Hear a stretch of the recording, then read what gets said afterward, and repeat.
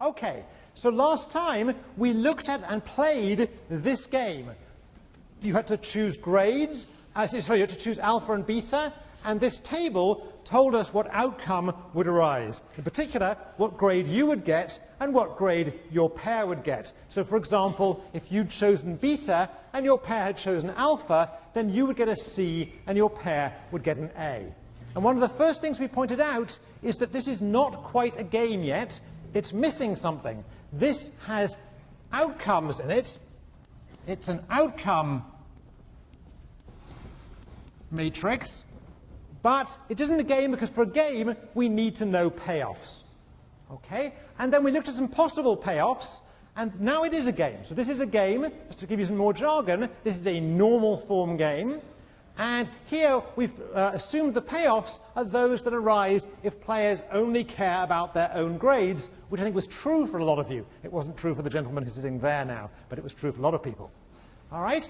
And we pointed out that in this game, alpha strictly dominates beta. What do we mean by that? We mean that if these are your payoffs, no matter what your pair does, you attain a higher payoff from choosing alpha than you do from choosing beta. Right? Let's focus a couple of lessons of the class before I come back to this. One lesson was, do not play a strictly dominated strategy. Everyone remember that lesson? And then much later on, when we looked at some more complicated payoffs and a more complicated game, we looked at a different lesson, which was this. Put yourself in others' shoes to try and figure out what they're going to do. Right? So in fact, what we learn from that is it doesn't just matter what your payoffs are, though that's obviously important, it's also important what other people's payoffs are, because you want to try and figure out what they're going to do and then respond appropriately. Right? So we're going to return to both of these lessons today. Right? Both these lessons will reoccur today. Now, a lot of today is going to be fairly abstract, so I just want to remind you that game theory has some real-world relevance. And again, still in the interest of recapping, this particular game is called the prisoner's dilemma. It's written there, the prisoner's dilemma. All right, notice it's prisoners plural. And we mentioned some examples last time. Let me just reiterate and mention some more examples which are actually written here so they'll find their way into your notes. So for example, if you have a joint project that you're working on, perhaps it's a homework assignment, or perhaps it's a video project like these guys, that can turn into a prisoner's dilemma. Why? Because each individual might have an incentive to shirk. All right? Price competition. Two firms competing with one another in prices can have a prisoner's dilemma aspect about it. Why? Because no matter how the other firm, your competitor, prices, you might have an incentive to undercut them. If both firms behave that way, prices will get driven down towards marginal cost and industry profits will suffer. In the first case, if everyone shirks, you end up with a bad product. In the second case, if both firms undercut each other, you end up with low prices that's actually good for consumers, but bad for firms. And let me mention a third example. Suppose there's a common resource out there. Maybe it's a fish stock, or maybe it's the atmosphere. Right? There's a prisoner's dilemma aspect to this too. You might have an incentive to overfish. Why? Because if the other countries with this fish stock, let's say the fish stock is the Atlantic, if the other countries are going to fish as normal, you may as well fish as normal too. And if the other countries aren't going to cut down on their fishing, then you want to catch the fish now because there aren't going to be any there tomorrow. Right? Another example of this would be global warming and carbon emissions. Again, leaving aside the science, about which I'm sure some of you know more than me here, the issue of carbon emissions is a prisoner's dilemma. Each of us individually has an incentive to emit carbons as usual. Right? If everyone else is cutting down, I don't have to. And if everyone else does cut down, I don't have to. I end up using hot water and driving a big car and so on. Right? In each of these cases, we end up with a bad outcome. So this is socially important. This is not just some abstract thing going on in a class in Yale. And we need to think about solutions to this right from the start of the class. And we already talked about something. We pointed out that this is not just a failure of communication. All right? Communication per se will not get you out of a prisoner's dilemma. You can talk about it as much as you like, but as long as you're going to go home and still drive your Hummer and have 16 hot showers a day, we're still going to have high carbon emissions. You can talk about working hard on your joint problem set, All right? But as long as you go home and don't work hard, it doesn't help. All right? In fact, if the other person is working hard or is cutting back on their carbon emissions, you have every bit more incentive to not work hard or keep on high carbon emissions yourself. So we need something more, and kind of things we can see more. We can think about contracts. We can think about treaties between countries. We can think about regulation. All of these things work by changing the payoffs. Not just talking about it, but actually changing the outcomes, actually, and changing the payoffs. Right? Changing the incentives. Right? Another thing we can do, very important thing, is we can think about changing the game into a game of repeated interaction and seeing how much that helps. And we'll come back and revisit that later in the class. And one last thing we could think of doing, but we have to be a bit careful here, is we could think about changing the payoffs by education. Right? I think of that as the Maoist strategy. Right? Lock people up in classrooms and tell them they should be better people. That may or may not work. I'm not optimistic, but at least it's the same idea. We're changing payoffs. All right? So that's enough for recap. And I want to move on now. And in particular, we left you hanging at the end last time. We played a game at the very end last time where each of you chose a number. All right? All of you chose a number. And we said the winner was going to be the person who gets closest to 2/3 of the average in the class. Now, we figured that out. We figured out who the winner is. And I know a lot of you are trying to see if you won. Is that right? And I'm going to leave you in suspense. Okay, so I'm going to tell you today who won. We did figure it out. And we'll get there. But I want to do a little bit of work first. All right? So I'm just going to leave it in suspense. That'll stop you walking out early if you want to win the prize. All right. So there's going to be lots of times in this class when we get to play games, we get to have classroom discussions, and so on. But there's going to be some times when we have to slow down and do some work. And the next 20 minutes are going to be that. All right? So with apologies for being a bit more boring for 20 minutes, let's do something we'll call formal stuff. Right? In particular, I want to develop and make sure we all understand what are the ingredients of a game. All right? So in particular, we need to figure out what formally makes something into a game. And the formal parts of a game are this. We need players. All right? And while we're here, let's develop some notation. So for standard notation for players, I'm going to use things like little I and little j. All right? So in that numbers game, the game when all of you wrote down a number and handed it in at the end of last time, the players were who? Players were you, right? You all were the players. Right? A useful text and expression meaning you plural. Right? In the numbers game, we'll give something more room here. In the numbers game, you all were the players. All right? Second ingredient of the game are strategies. There's a good clue here. If I'm writing, you should be writing. Okay? Strategies. All right? Notation. All right? So I'm going to use little si, to be a particular strategy of player I. Particular strategy of player I. So an example in that game might have been choosing the number 13. All right, everyone understand that? Now I need to distinguish this from the set of possible strategies of player I. So I'm going to use capital SI to be what? To be the set of alternatives, the set of possible strategies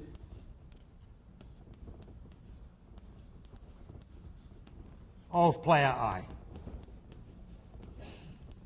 So in that game we played at the end last time, what were the set of strategies? They were the set 1, 2, 3, all the way up to 100. All right, so I'm distinguishing a particular strategy from the set of possible strategies. And while we're here, I want a third notation for strategy. I'm going to use little s without an I, all right, no subscript, little s without an I, to mean a particular play of the game.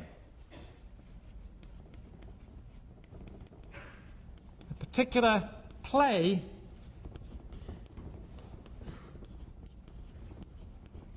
of the game.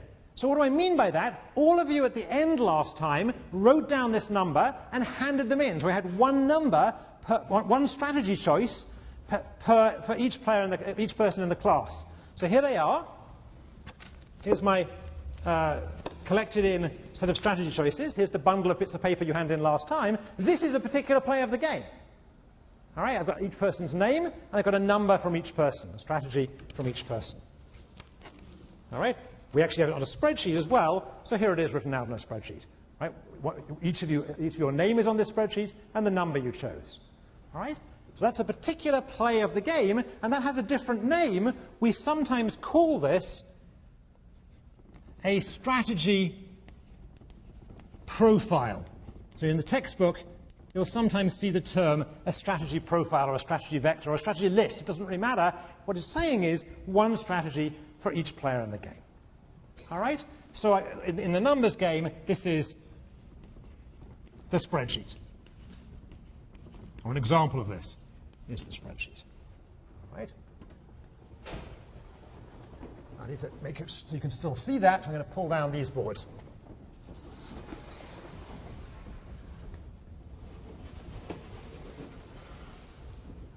And let me clean something.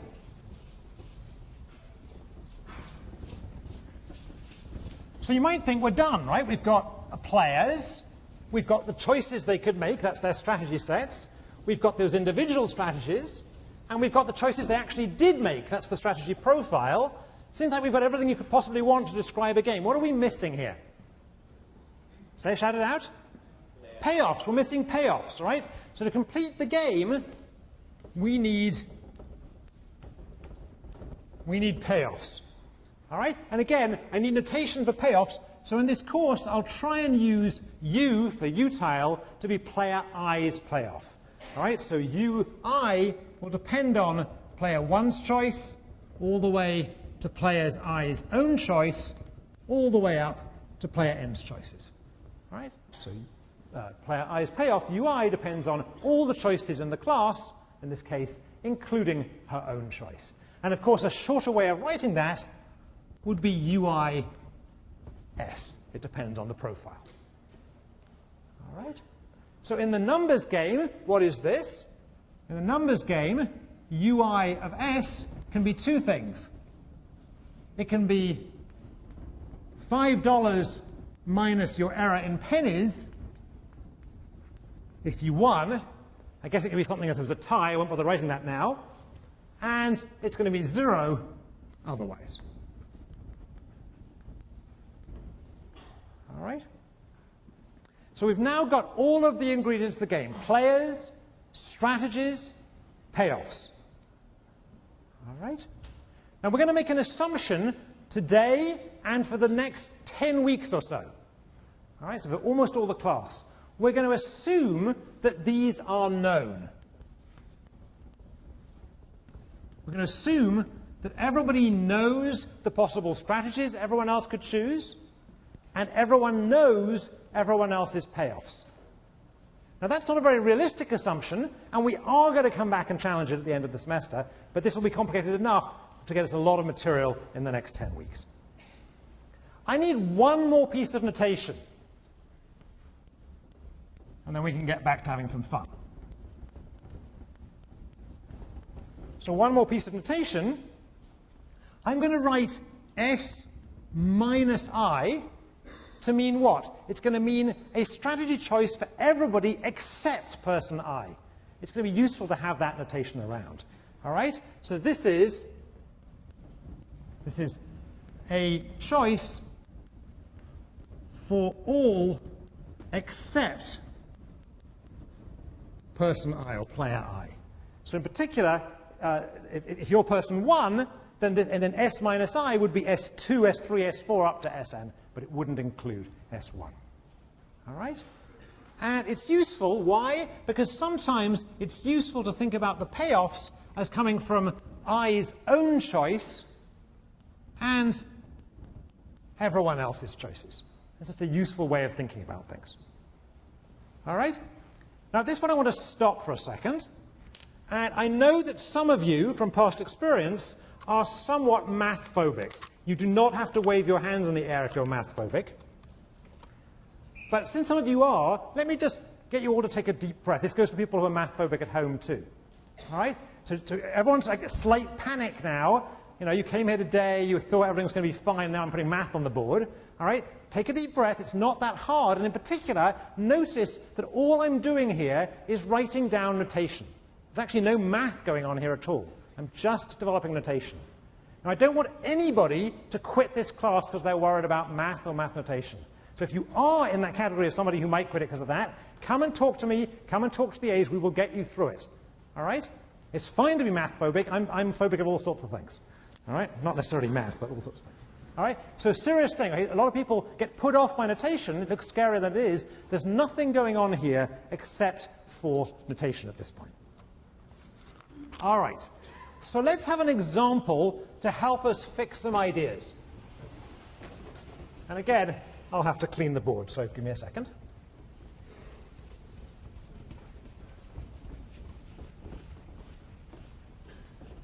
I think an example might help those people who are disturbed by the notation. So here's a game which we're going to discuss briefly. It involves two players, and we'll call the players 1 and 2, and player 1 has two choices, top and bottom, and player 2 has three choices, left, center, and right. Right, it's just a very simple abstract example for now. And let's suppose the payoffs are like this. They're not particularly interesting. We're just going to do it for the purpose of illustration. So here are the payoffs. 5 minus 1, 11, 3, 0, 0, 6, 4, 0, 2, 2, 0. All right, let's just map the notation we just developed into this game. Okay, so first of all, who are the players here? Right, well, there's no secret there. The players are, let's write it down, why don't we? The players here in this game are player 1 and player 2. All right, what about the strategy sets? What about the strategy sets or the strategy alternatives? All right, so here, player 1's strategy set, she has two choices, top or bottom, represented by the rows, which are helpfully the top row and the bottom row. All right, and player 2 has three choices. Right, this game is not symmetric, so they have different numbers of choices. That's fine. Player 2 has three choices, left, center, and right, represented by the left, center, and right column in the matrix. And just to point out in passing, up to now we've been looking mostly at symmetric games. Notice this game is not symmetric in the payoffs or in the strategies. There's no particular reason why games have to be symmetric. And payoffs, all right, so again, this is not rocket science, but let's do it anyway. So just an example of payoffs. So player 1's payoff, if she chooses top and player 2 chooses center, we read by looking at the top row and the center column, and player 1's payoff is the first of these payoffs, so it's 11. All right? And player 2's payoff from the same choices, top for player 1, center for player 2, again, we go along the top row and the center column, but this time we choose player 2's payoff, which is the second payoff, so it's 3. Okay? All right, so again, I'm hoping this is calming down the math phobics in the room.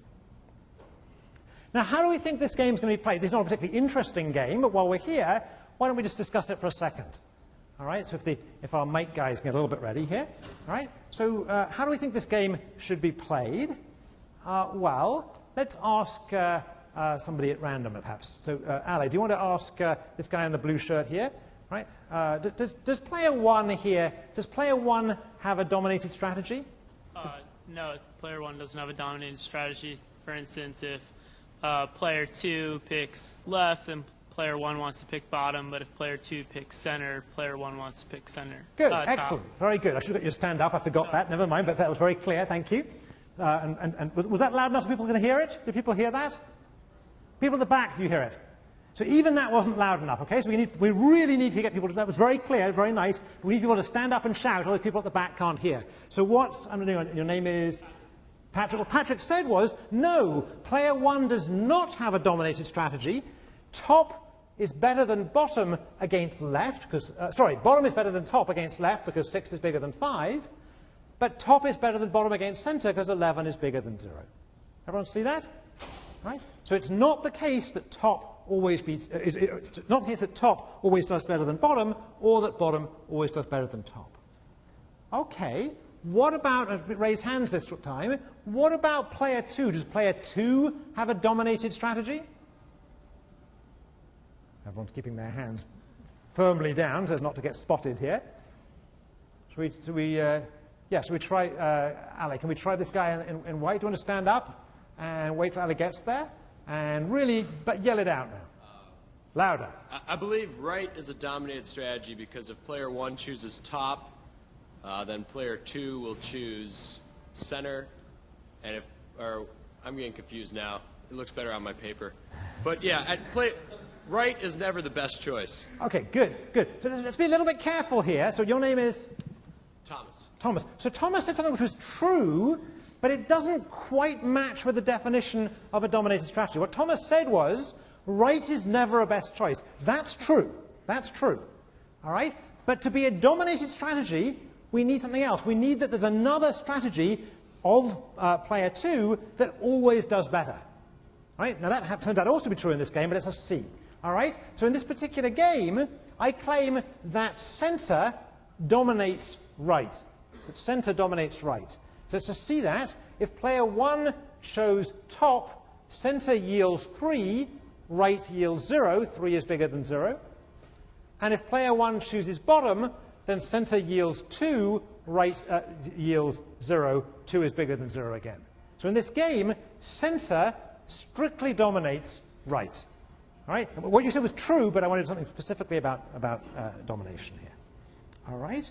So what we know here, we know that player 2 should not choose right. All right?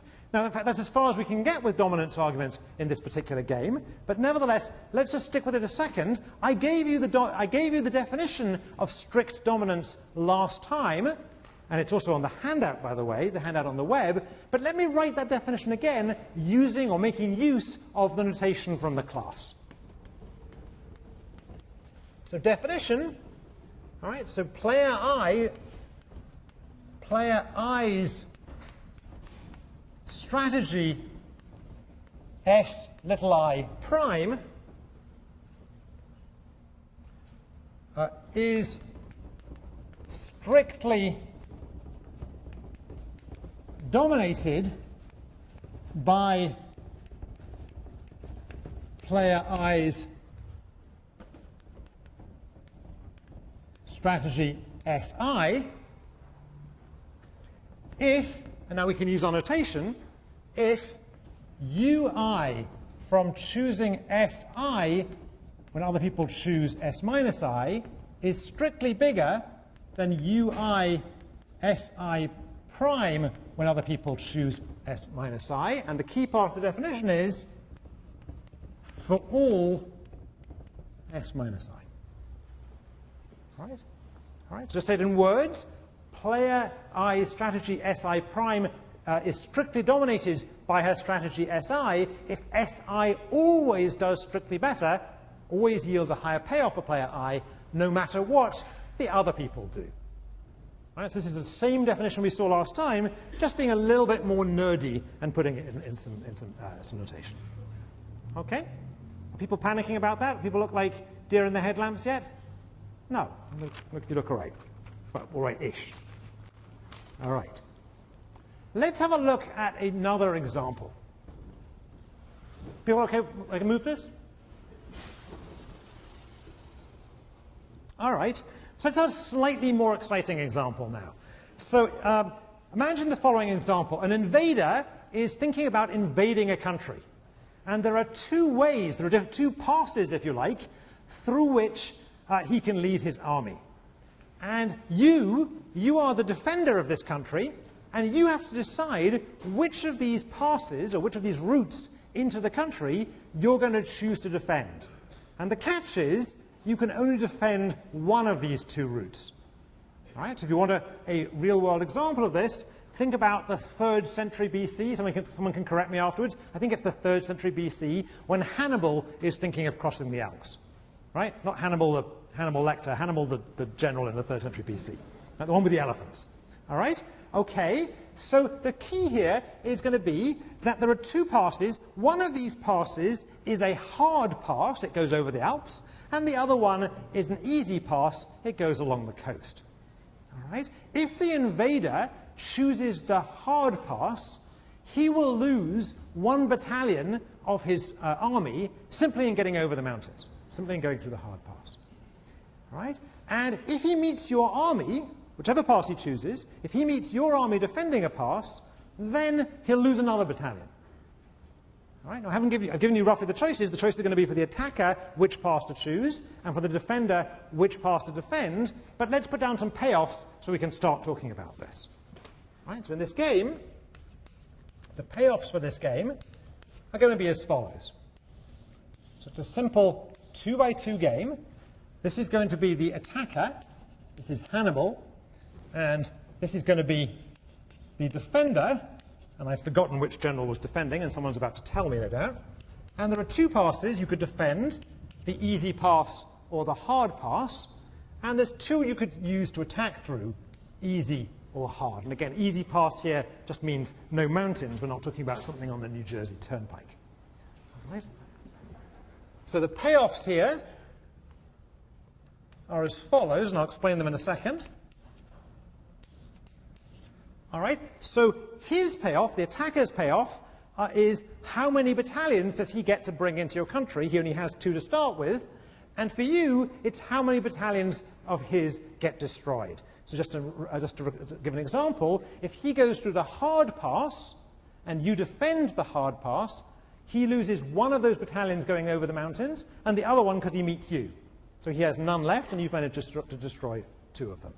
Right? Conversely, if he goes on the hard pass and you defend the easy pass, he's going to lose 1 of those battalions, he'll have 1 left. He lost it in the mountains, but that's the only one he's going to lose because you were defending the wrong pass. All right, everyone understand the payoffs of this game? All right, so now imagine yourself as a Roman general. Right? This is going to be a little bit of a stretch of imagination, but imagine yourself as a Roman general, and let's figure out what you're going to do. You're the defender, what are you going to do? Right?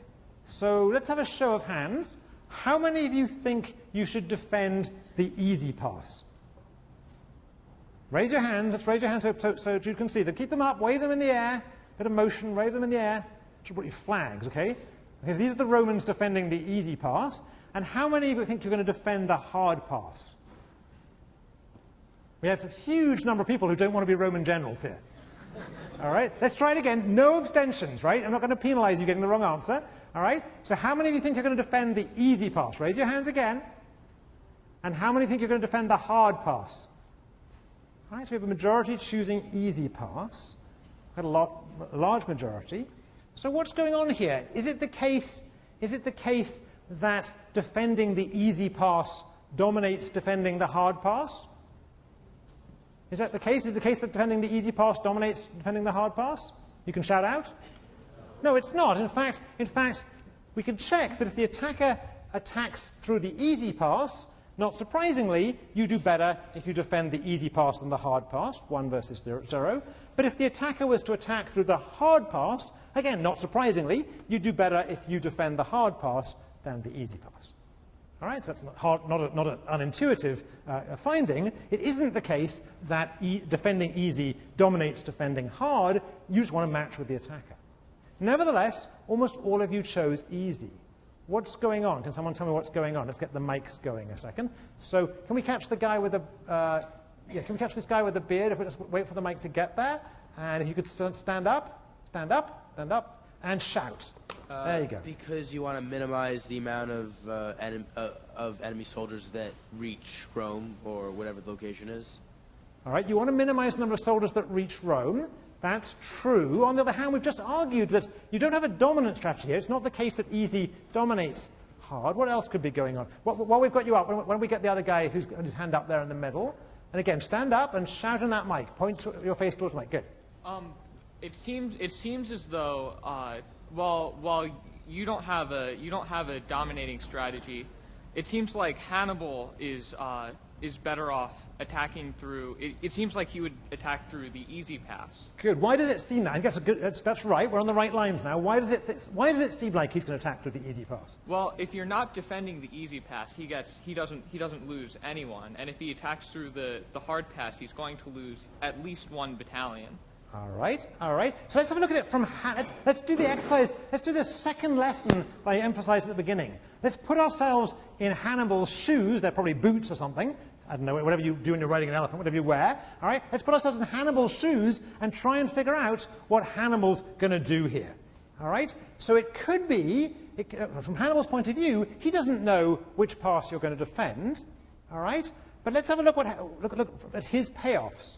If you were to defend the easy pass, and he goes through the easy pass, he will get into your country with 1 battalion, and that's the same as he would have got if he went through the hard pass. So if you defend the easy pass, from his point of view, it doesn't matter whether he chooses the easy pass, he gets 1 in there, or the hard pass, he gets 1 in there.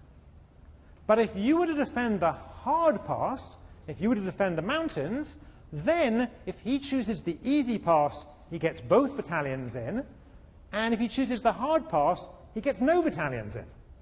All right? So in this case, easy is better. And we have to be a little bit careful. It's not the case that for Hannibal, choosing the easy pass to attack through strictly dominates choosing the hard pass, but it is the case that there's a weak notion of domination here. It is the case, and used to introduce some jargon, it is the case that the easy pass for the attacker weakly dominates the hard pass for the attacker. What do I mean by weakly dominate? It means by choosing the easy pass, he does at least as well, and sometimes better, than he would have done had he chosen the hard pass. All right? So here we have a second definition, a new definition for today. And again, we can use our jargon. Definition, player I's strategy, SI prime, is weakly dominated by her strategy, SI, if, and now we're going to take advantage of our notation, if player I's payoff from choosing SI against S minus I is always as big as or equal to her payoff from choosing SI prime against S minus I, and this has to be true for all things that anyone else could do, and in addition, player I's payoff from choosing SI against S minus I is strictly better than her payoff from choosing SI prime against S minus I for at least one thing that everyone else could do. Right? So just check that exactly corresponds to the easy and hard thing we just had before. I'll say it again. Player I's strategy SI prime is weakly dominated by her strategy SI if she always does at least as well by choosing SI than choosing SI prime, regardless of what everyone else does, and sometimes she does strictly better. All right? And it seems a pretty powerful lesson. Just as we said, you should never choose a strictly dominated strategy. You're probably never going to choose a weakly dominated strategy either, but it's a little more subtle. All right?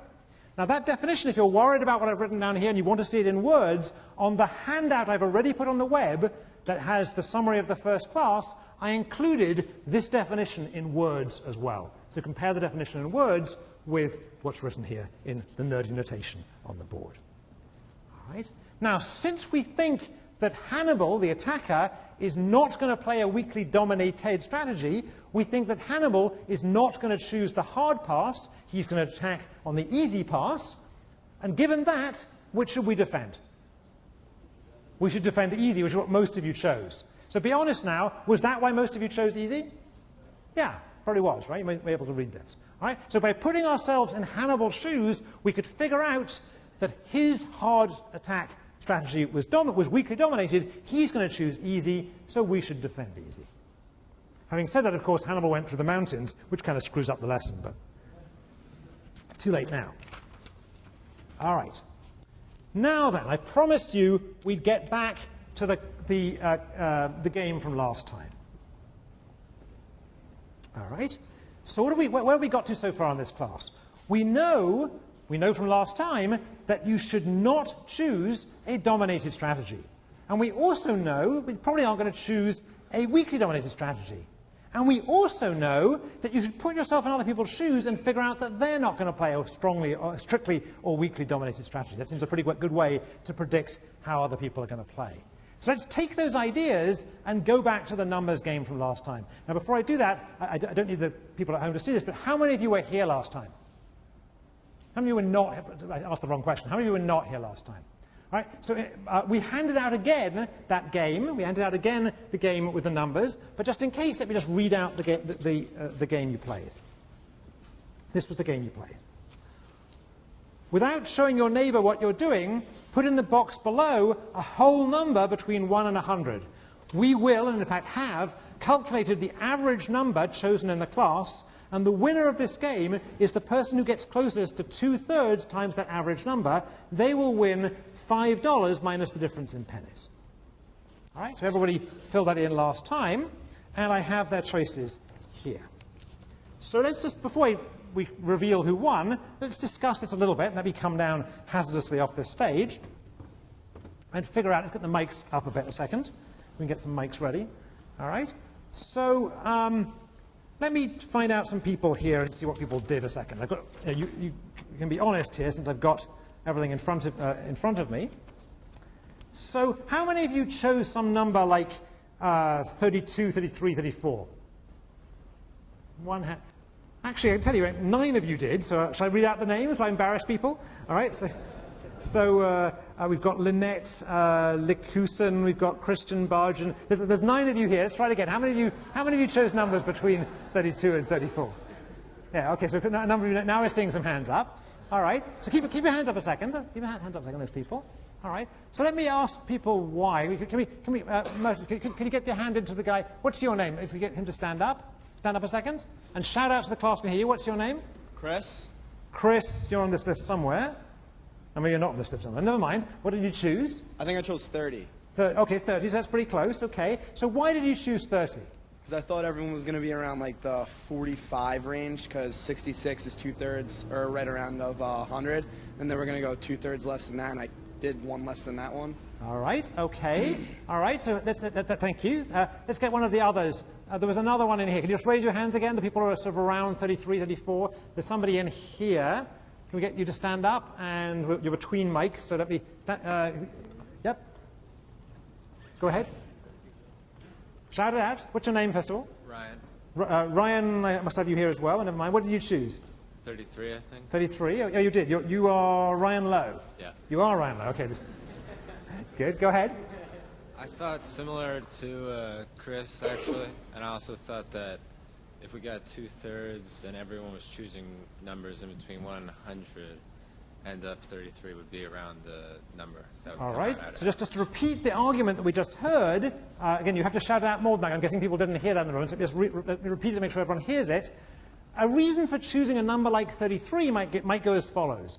If people in the room choose randomly between 1 and 100, then the average is going to be around 50, say, and 2/3 of 50 is around 33. All right, 33 and a third, literally. All right? So that's a pretty good piece of reasoning. All right? What's wrong with that reasoning?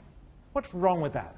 What's wrong with that? Can we get the guy, the woman in the striped shirt here? Yeah. Sorry. We haven't had a woman for a while, so let's have a woman.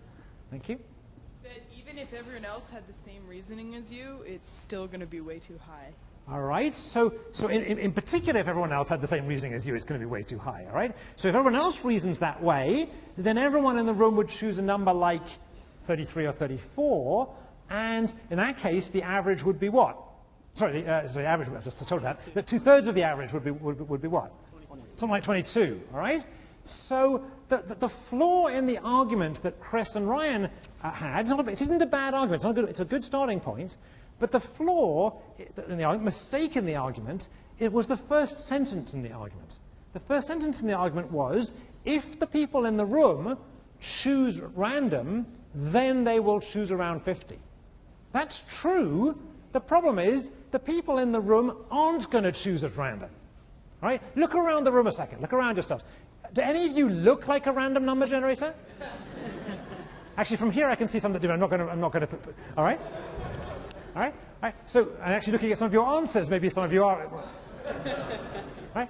On the whole, Yale students are not random number generators. They're trying to win the game. All right? So they're unlikely to choose numbers at random.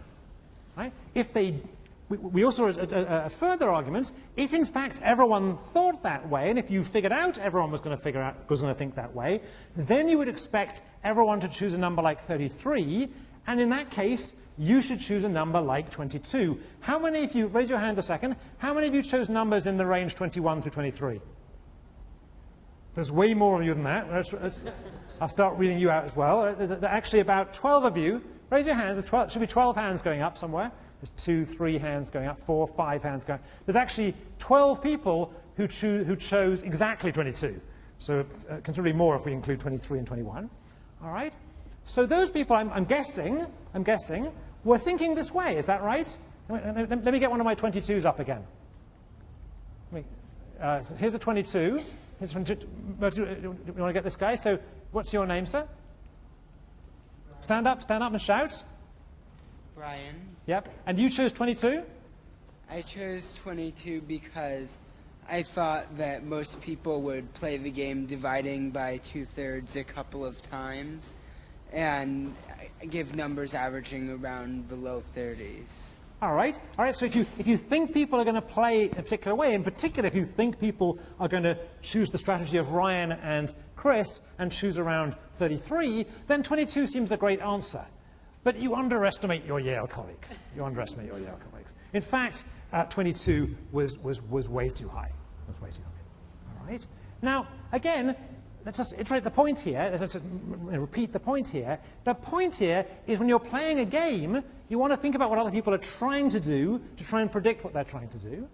And it's not necessarily a great starting point to assume that the people around you are random number generators. They have aims, trying to win, and they have strategies too. Let me take this back to the board a second. So in particular, are there any strategies here we can really rule out? We said already people are not random. Are there any choices we can just rule out? We know people are not going to choose those choices. Let's have someone here. Can we have the guy in green? Just wait for LA. There you go. Good. Stand up. Give me your name. My name's Nick. And shout it out so people can hear. No one is going to choose a number over 50. No one can choose a number over 50. Okay. I was going to. That actually got. Okay. That's fair enough. Some people did. It's fair enough. I was thinking something a little bit less. I mean, that's fine. I was thinking something a little bit less ambitious. Somebody said 66. Somebody said 66. So let's start analyzing this.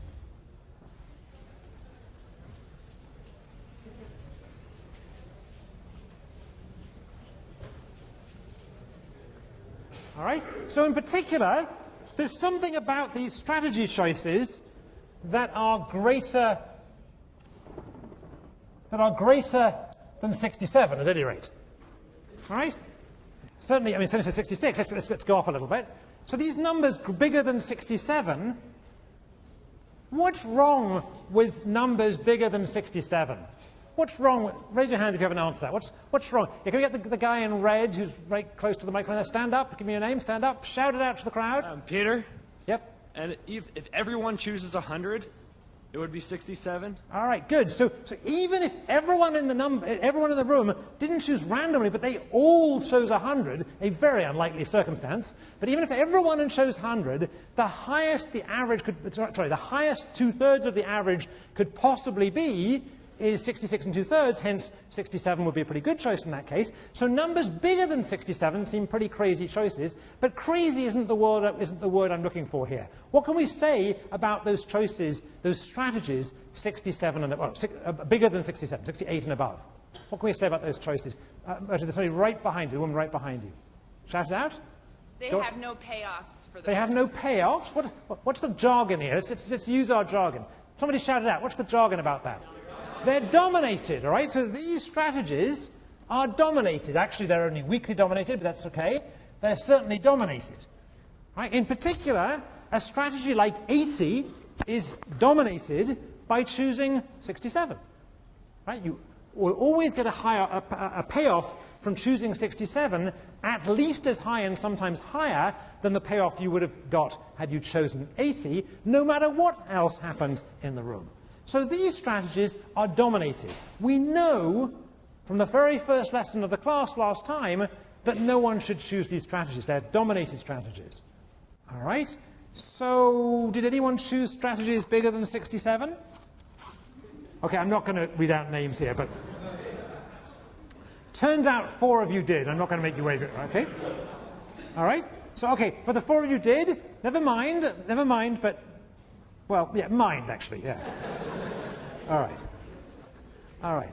So once we've eliminated the possibility that anyone in the room is going to choose a strategy bigger than 67, it's as if those numbers 68 through 100 are irrelevant. It's really as if the game is being played where the only choices available on the table are 1 through 67. Is that right? Is that right?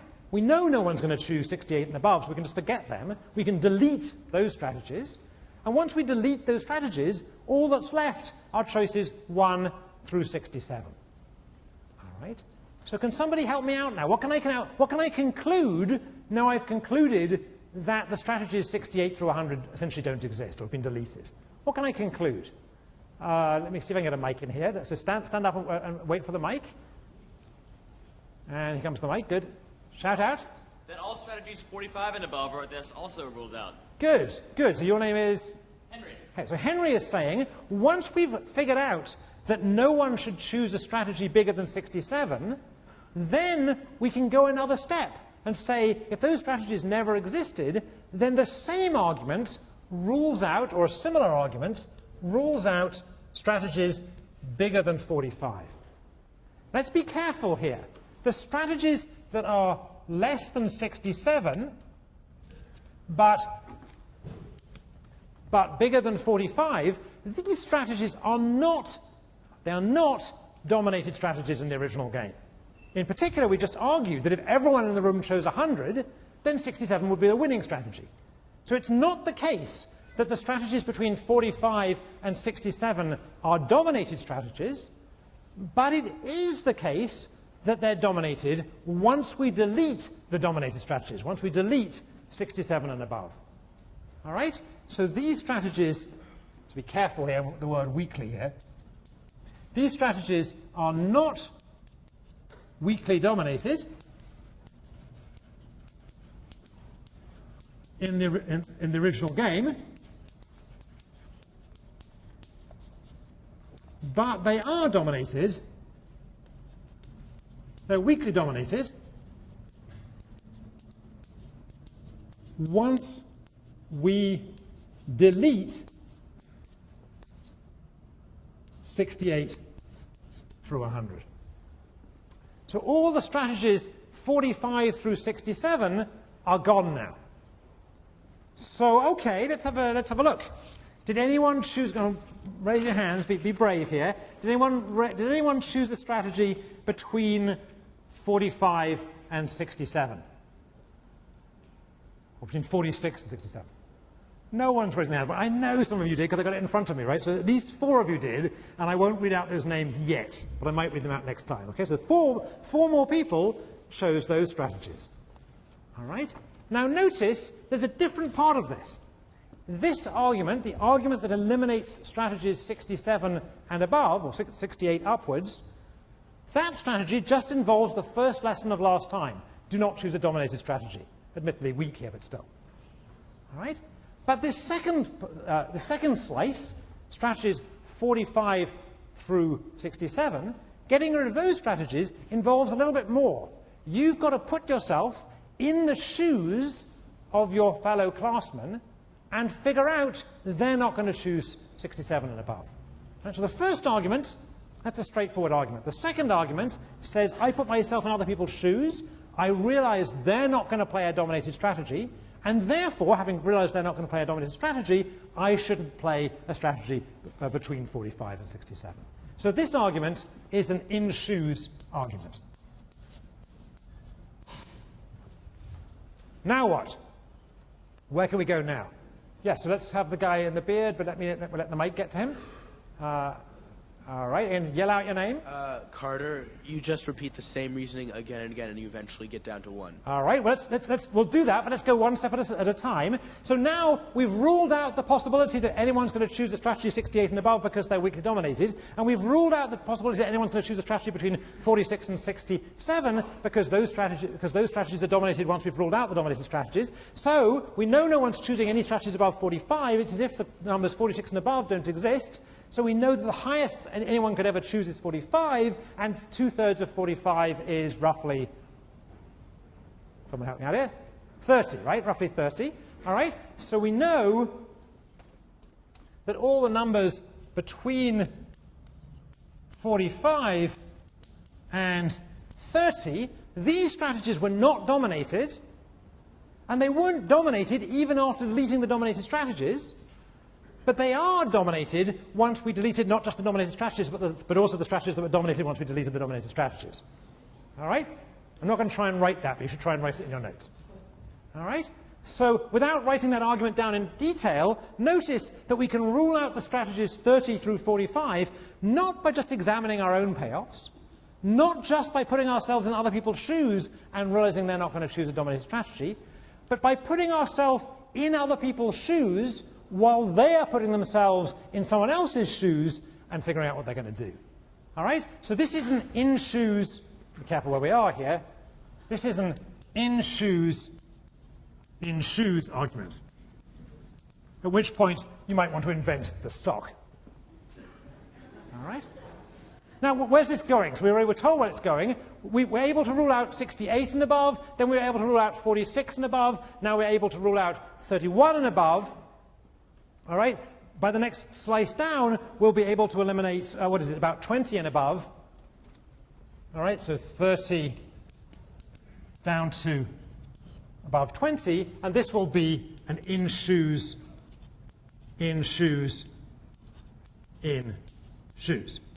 right? These strategies aren't dominated, nor are they dominated once we delete the dominated strategies, nor are we dominated the strategies that are dominated once we delete the dominated strategies, but they are dominated once we delete the strategies that are dominated in the next. You get what I'm doing, okay? All right? So where is this argument going to go? Where's this argument going to go? It's going to go all the way down to 1. It's going to go all the way down to 1. We could repeat this argument all the way down to 1. Notice that once we've deleted the dominated strategies, I said before about 4 people chose this strategy. And in here, about 4 people chose this strategy. But in this range 30 through 45, I had lots of people. How many of you chose a number between 30 and 45? Right? Well, more than that. I guarantee you, more than that chose a number between 30 and 45. All right? In fact, the people who chose, well, we started off, 33 chose in that range. And a lot more of you chose numbers between 20 and 30. So we're really getting into the meat of the distribution here, and we're seeing that these are choices that perhaps are ruled out by this kind of reasoning. All right. Now, I'm still not going to quite reveal yet who won. I want to take this just one step more abstract. All right? So I want to just discuss this a little bit more. I want to discuss the consequence of rationality in playing games. Slightly philosophical for a few minutes. All right? So I claim that if you are a rational player, by which I mean somebody who's trying to maximize their payoffs by their play of the game, that simply being rational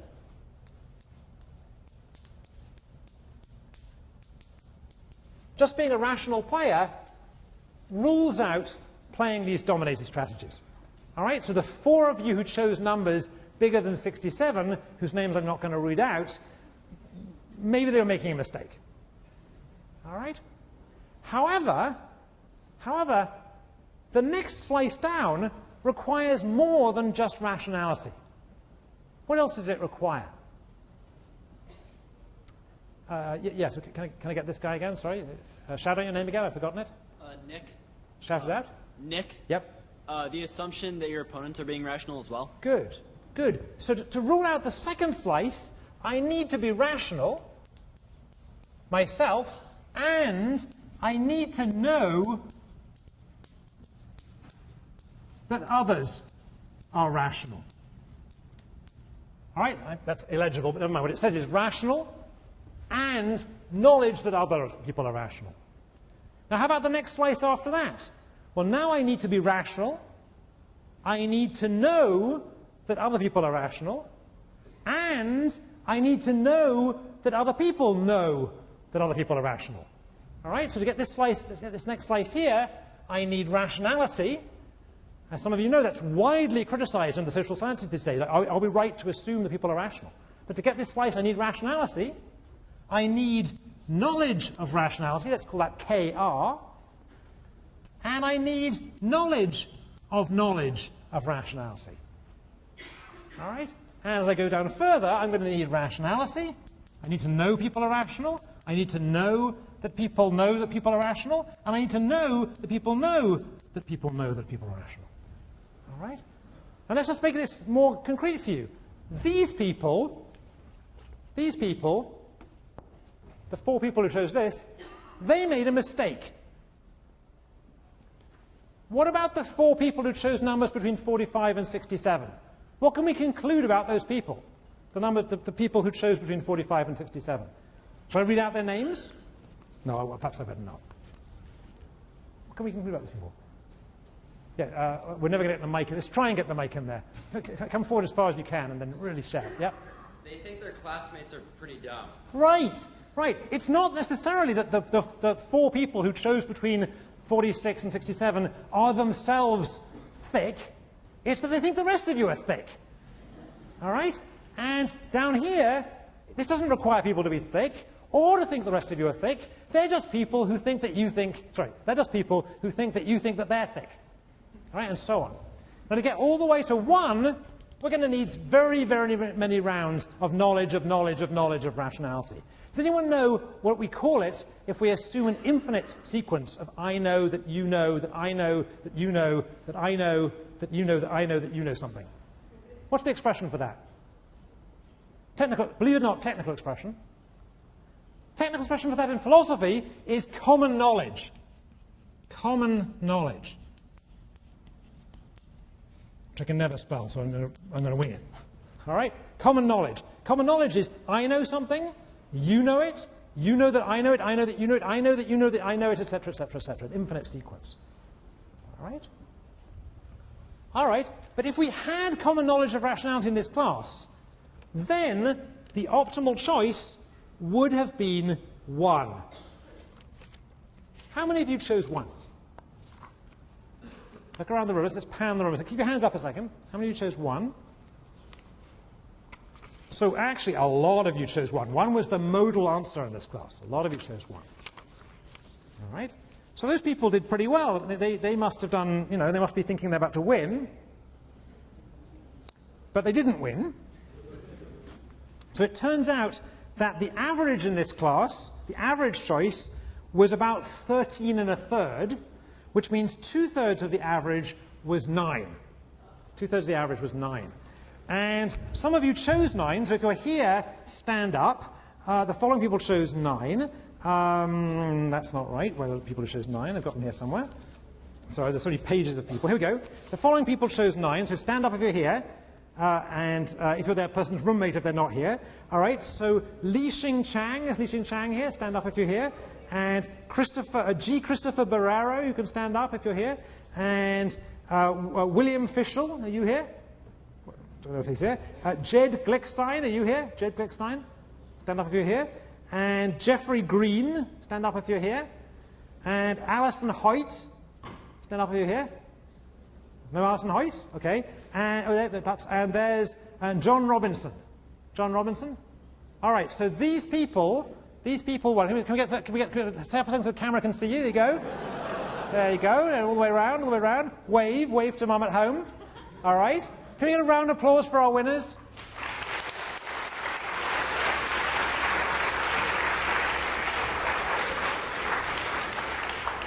So Jed has trustworthily brought back the $5. I'll go to focus for a second just to get it. Here is the $5. We're going to tear this into 9 pieces, except I get arrested and deported if I do that. So we're going to find a way to break this into change later, okay? And come and claim it afterwards. All right, but you're all entitled to whatever that fraction of $5 is. All right. Okay, so why was it, after all that work, why was it that 1 wasn't the winning answer? Why wasn't 1 the winning answer? Let's have someone we haven't had before. Can we get a mic way in the back there? Can we get a mic in there on the row you're on? See if you can point. Actually, yeah, good. Stand up, shout. Stand up, shout. Yeah, go. Shout away. 1 would have been the winning answer. Louder. 1 would have been the winning answer had everyone assumed that the average would have been constantly compounded down to 1. But since a couple of people chose not incorrect answers, but the higher averages, then it was pushed up to 13. So to get all the way, good. So to get all the way, thank you. So to get all the way to 1, we need a lot, right? We need not just that you're all rational players, not just you know each other's rational, but you know everyone else is rational. I mean, I know you all know each other because you've been at Yale, but you also know each other well enough to know that not everyone in the room is rational, and you're pretty sure that not everyone knows that you're rational, and so on and so forth, right? So it's asking a lot to get to 1 here, and in fact, we didn't get to 1. In fact, in previous years, we were even higher. So this was a low this year. In 2003, the average was 18.5, and in 2004 it was 21.5, and in 2005 we had a class that didn't trust each other at all, I guess, because the average was 23. All right, and this year it was 13.33. Okay, we're getting better there, I think. All right. One nice thing, by the way, this is just chance, I think. The median answer in the class was 9, which is spot on. So the median hit this bang on. All right. Now, what I want you to do is I want you all to play again.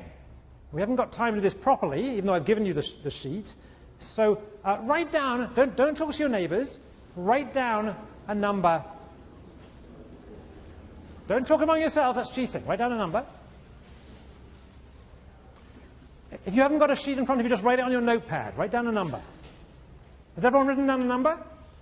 All right, I'm going to do a show of hands now. How many, right, we'll get the camera on you. How many of you chose a number higher than 67? Oh, there's some spoil makers with that. Okay. How many of you chose a number higher than 20? How many of you chose a number higher than 10? How many chose a number between 5 and 10? How many of you chose a number between 1 and 5? How many of you, excluding the people who chose 1 last time, how many of you chose a number that was lower than the number you chose last time? Now keep your hands up a second. All right. So almost all of you came down. Why? Why are we seeing this massive contraction? I'm guessing the average number in the class now is probably about 3 or 4, maybe even lower. Right? Why are we seeing this massive contraction in the numbers being chosen? The woman in green again. I forgot your name, I'm sorry. We're not being rational if we pick a high number. All right, so part of it is you yourselves have figured out, some of you, that you shouldn't choose a high number. All right? What else, though? What else? What else is going on here? Let's get somebody. There's a guy waving an arm out there. Yeah. You want to stand up behind the hat there? Yeah, that's you. Yep. Because we've repeated the game. It's true we've repeated it. But what is it about repeating it? What is it about talking about this game that makes a difference? Let me hazard a guess here. I think what makes a difference is not only do you yourselves know better how to play this game now, but you also know that everybody around you knows better how to play the game. Discussing this game raised not just each person's sophistication, but it raised what you know about other people's sophistication. And you know that other people now know that you understand how to play the game. So the main lesson I want you to get from this is that not only does it matter that you need to put yourself in other people's shoes and think about what their payoffs are, you also need to put yourself into other people's shoes and think about how sophisticated are they at playing games.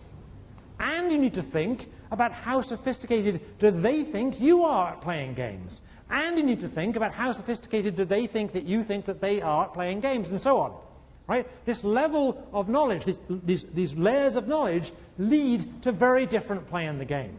And to make this more concrete, if a firm is competing against a competitor, it can be pretty sure that that competitor is a pretty sophisticated game player and knows that the firm is itself. If a firm is competing against a customer, let's say for a non-prime loan, perhaps that assumption is not quite so safe. It matters in how we take game theory to the real world, and we're going to see more of this as the term progresses. Now, I've got 5 minutes. Do I have 5 minutes left? So I've got 5 minutes to just take a little small aside here. We've been talking about knowledge and about common knowledge. Now, I just want to do a very quick experiment. So everyone stay in their seat.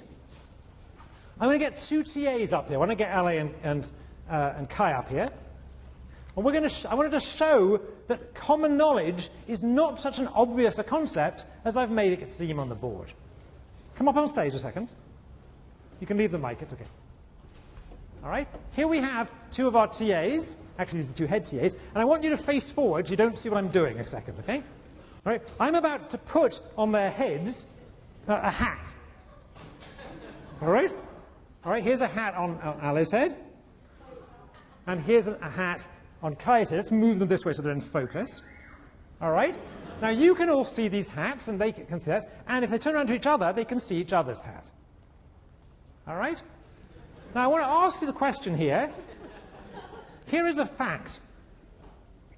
All right? So, is it common knowledge?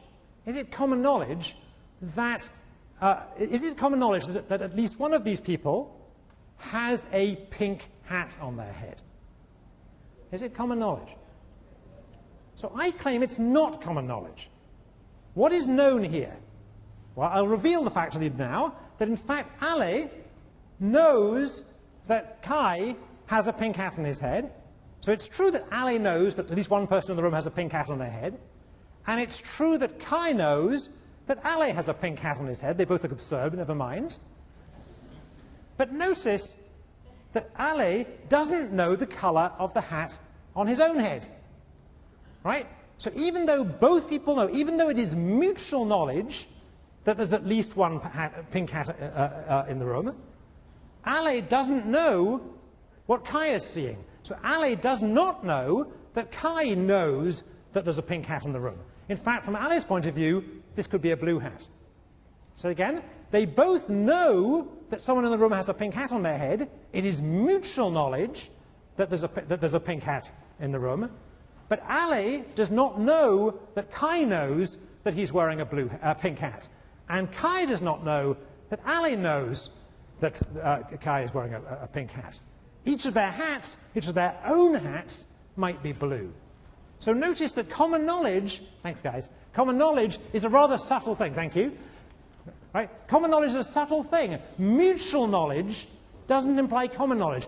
Common knowledge is a statement about not what I know, it's about what do I know the other person knows that I know that the other person, and so on and so forth. And even in this simple example, where you might think it's obviously common knowledge, it wasn't common knowledge that there was a pink hat in the room. Does anybody have smaller siblings or children of their own? They can have a pink hat at the end of the class. All right, we'll see you on Wednesday.